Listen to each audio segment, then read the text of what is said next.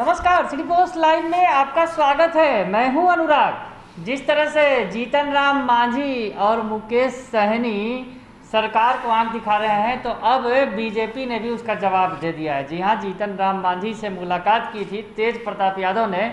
इस पर बिल्कुल तंज भरे अंदाज में बीजेपी के प्रदेश अध्यक्ष जो हैं डॉक्टर संजय जायसवाल ने कहा है कि लगता है कि तेज प्रताप यादव एनडीए में आना चाहते हैं, उन्हें सद्बुद्धि आ गई है। मंत्री रहते तो कभी वो अपने अस्पतालों में घूमने नहीं गए, लेकिन अब लगता है उन्हें सद्बुद्धि आ गई है और मांझी जी के जरिए वो एनडीए में शामिल होना चाहते हैं। खैर, वो अगर एनडीए में शामिल होना चाहते हैं तो उनका स्वागत है। इस तरह की बातें करते दिख रहे हैं डॉक्टर संजय जायसवाल, बीजेपी के प्रदेश अध्यक्ष। साथ ही साथ उन्होंने मुकेश सहनी को भी, जिस तरह से मुकेश सहनी ने 19 लाख रोजगार की व्यवस्था करने की बात कही थी और कहा था कि एनडीए नेता जो बेकार की बयानबाजी कर रहे हैं उसे छोड़कर रोजगार की व्यवस्था करें, तो उस पर भी जवाब दिया है बीजेपी की तरफ से। बीजेपी के प्रदेश अध्यक्ष डॉक्टर संजय जायसवाल ने क्या कुछ कह रहे हैं, पहले सुनिए उनकी पूरी बात। प्रताप जी जब मंत्री थे कभी अस्पताल नहीं गए, अब उनको सद्बुद्धि आई है तो हो सकता है कि सीधे एनडीए में आने में उनको दिक्कत महसूस हो रही हो, इसलिए जीतन राम मांझी जी से मिल रहा हूँ। अच्छी बात है, सद्बुद्धि जब भी आ जाए एक बढ़िया रहता है। और एनडीए के घटक हैं माननीय मांझी जी, उनके दल में जो भी शामिल होंगे उनका हार्दिक स्वागत है। यानी कि एनडीए में तेज प्रताप यादव का स्वागत हो जाएगा, आपकी बातों को माने तो? हम माननीय जीतन राम मांझी जी, माननीय मुकेश सहनी और माननीय मुख्यमंत्री जी और मेरा सभी का अपना दल है, उसमें कोई भी व्यक्ति शामिल होता है तो उस दल के अध्यक्ष तय करते हैं। पर इतने सीनियर व्यक्ति हैं और उनके पास अपने पिताजी के जन्मदिन के दिन आशीर्वाद लेने गए थे, तो अगर वो चाहेंगे कि हम एनडीए में शामिल होना तो किसी का भी स्वागत है।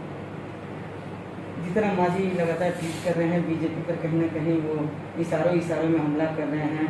आपका जो फेसबुक पर आपने पोस्ट किया उसके बाद उनका ट्वीट आया था, इन सबको लेकर आप क्या कहेंगे? ऐसा कुछ नहीं, जो मुद्दे हैं वो तो हैं और मैं आभारी हूँ। मैंने यही कहा था कि 82 का जो मुद्दा हुआ था, वहाँ पे जो दलितों के साथ अत्याचार हुआ था, उस तरह की घटनाओं में माननीय मुख्यमंत्री जी ने स्वयं संज्ञान लिया और जो अपराधी थे उनको सजा दिलाई गई। इस तरह की घटनाओं की पुनरावृत्ति बिहार में कहीं नहीं हो, यह देखना हम सभी का दायित्व। मुकेश सहनी ने मुख्यमंत्री को लेटर लिखा, उसने कहा कि जो विधायक और एमएनसी का जो फंड है उस फंड को है वो वापस कर दिया जाए। फिर 19 लाख रोजगार की बात उन्होंने ट्वीट कर दी। 19 लाख रोजगार हमारा चुनाव का वादा है और यह आत्मनिर्भर बिहार के साथ निश्चय का भाग है। हम इस पर लगातार कार्य कर रहे हैं और माननीय मुकेश सहनी जी के विभाग से भी हम बहुत बड़ी उम्मीद करते हैं कि 1 से 1.5 लाख रोजगार माननीय मुकेश सहनी जी के विभाग से मिले। आज के समय में गौपालन क्षेत्र हो, बकरी पालन हो, मत्स्य पालन हो, इसमें केंद्र सरकार ने पहली बार मत्स्य पालन के लिए एक अलग विभाग बना करके इतनी बड़ी राशि दी है। तो 19 लाख रोजगार हम पूरा करेंगे 5 वर्षों में, इसमें कोई संशय की स्थिति नहीं। विधायक और एमएनसी फंड के बारे में जो उन्होंने कहा, सरकार के मुद्दे सरकार से पूछिए। सांसदों के बीच पिछले हमारे 2019 से सांसद निधि नहीं मिली है और सरकार की प्राथमिकता कोरोना है। और तो सुन लिया आपने, डॉक्टर संजय जायसवाल का कहना है साफ साफ कि मांझी जी से मिलने के लिए आए थे तेज प्रताप यादव, क्योंकि वो चाहते हैं एनडीए में शामिल होना। तो खैर, अगर एनडीए में शामिल होना चाहते हैं तो हम उसे रोकने वाले कौन होते हैं। मांझी जी की पार्टी में अगर वो शामिल होना चाहते हैं तो बिल्कुल शामिल हो, क्योंकि उन्हें सद्बुद्धि आ गई है। इस तरह की बातें करते दिख रहे हैं, यानी इन बातों को मजाक में उन्होंने उड़ा दिया एक तरह से, अगर यूँ कहें तो।